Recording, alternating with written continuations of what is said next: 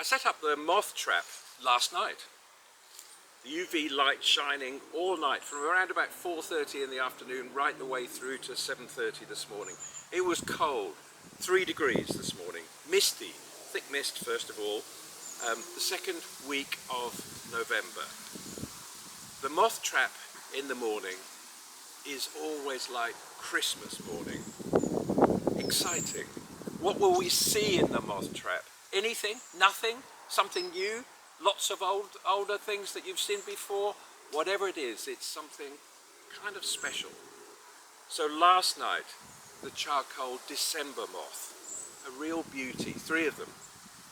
The orange and brown feathered thorn, the white and black, the sprawler, in numbers, the double striped pug.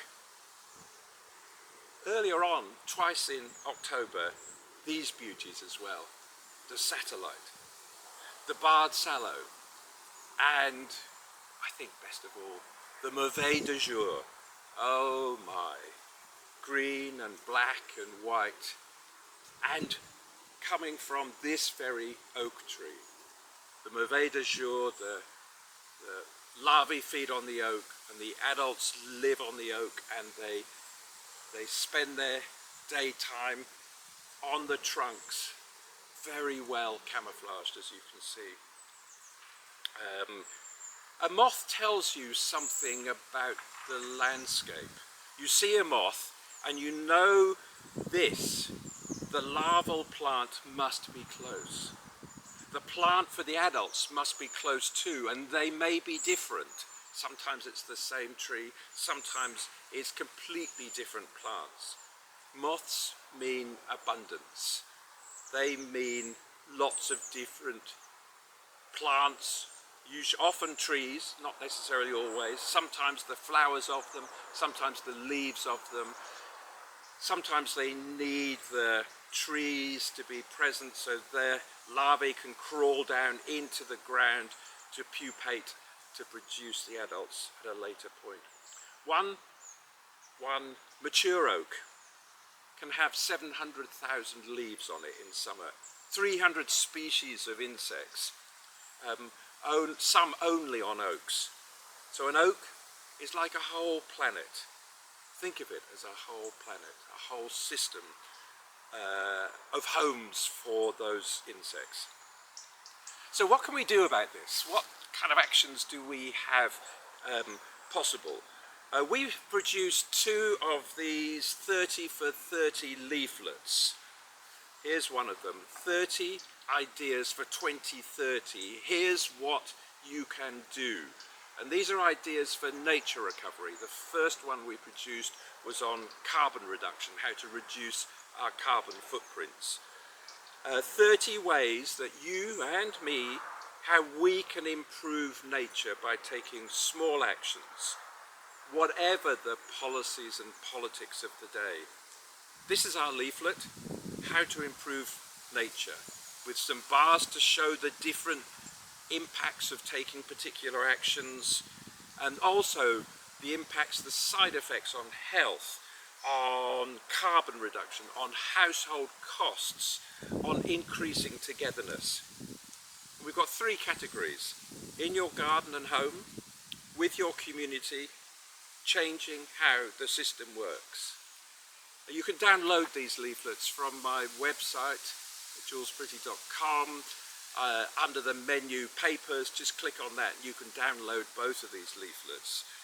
But what this one has got, in your garden and home, let part of your garden go wild.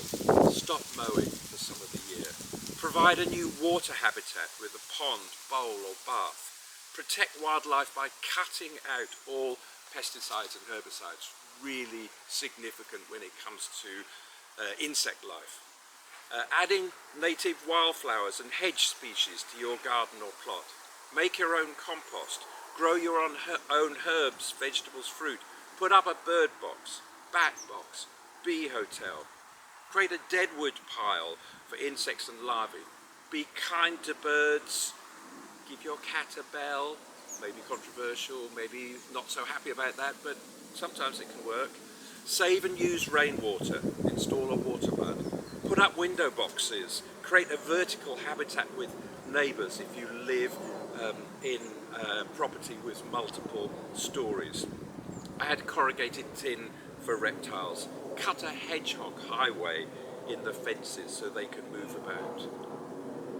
So there are three key principles to these 30 for 30 ideas, and they're about helping us get in the game, to kind of be part of positive action to address climate and nature recovery.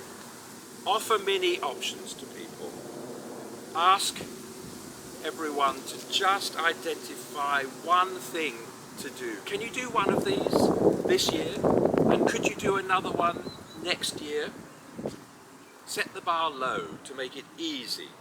So get people in the game, over the threshold, show it's easy, and then they're able to talk to other people and increase the circle of togetherness, taking action.